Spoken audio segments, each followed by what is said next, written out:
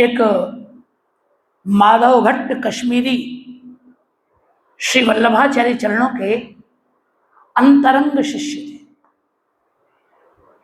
सारा लेखन कार्य वही करते थे, लिखते वही थे सब। आचार्य चरण पृथ्वी परिक्रमा करते थे तो उनके गले में कपड़े से बंधी हुई एक चौकी लटकी रहती थी। उस चौकी पे कागज, कलम, दवात ये रखी रहती थी और वो उल्टे चलते थे, मुख महाप्रभु जी की ओर, ऐसे पीछे उल्टे चलते थे। और श्री महाप्रभु जी पृथ्वी परिक्रमा करते थे, परिक्रमा करते करते बोलते थे और वो लिखते थे। इस प्रकार पुष्ट मार्गीय साहित्य लिखा गया। बड़े महानुभाव थे।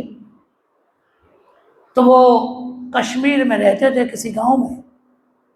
वहां एक सेठ का इकलौता बेटा मर गया।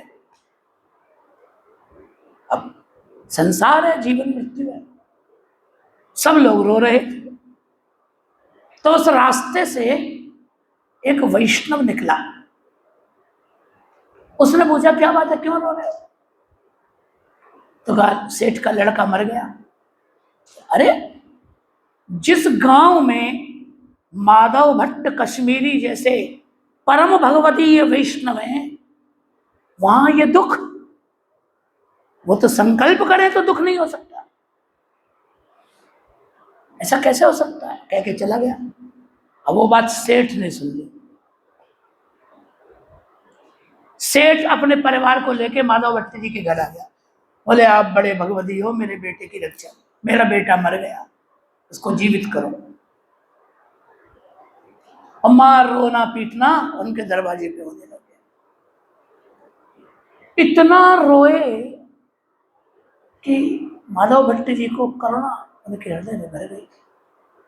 तो अपने ठाकुर जी जो घर में सेवा करते थे, उन ठाकुर जी के पास गए और दंडवत करके कहा कि दयालो रसमर्थस्य दुखायैव दयालुता। हे नाथ, असमर्थ की सहायता से ही दया धर्म प्रकट होता है। यदि कमजोर की सहायता आप न करेंगे तो आपका दया धर्म प्रकट कैसे? दया करो, दया करो, प्रार्थना की। तो ठाकुर जी मुस्कुराए, क्या बात है? ये रो रहा है बेचारा, इनका रोना मुझसे देखा नहीं जा रहा है, मैं देख नहीं पा रहा हूं, बेटा मर गया है। तो ठाकुर जी बोले ठीक है, जाओ बोल दो इसको कि घर जाए, बेटा जीवित मिलेगा, जाओ बोल दो, पुत्र जीवित मिलेगा कह दो। तो जवाब है, बाहर आए मंदिर में, कहा जाओ घर जाके देखो, बेटा मरा नहीं है, तुम्हारा जीवित है। हैं? बोले हाँ हम कह रहे हैं, जाओ जीवित है बेटा तुम्हारा।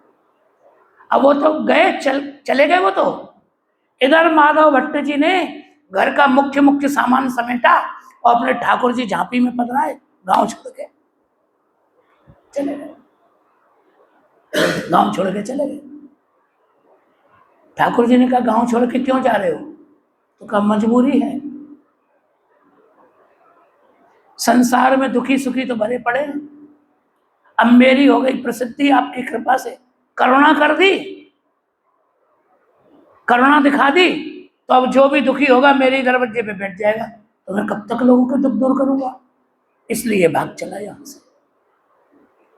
रहा नहीं गया तो सेठ का तो बेटा जीवित हो गया, पर उन्हें घर छोड़ना पड़ा। साधुओं में करुणा बहुत है।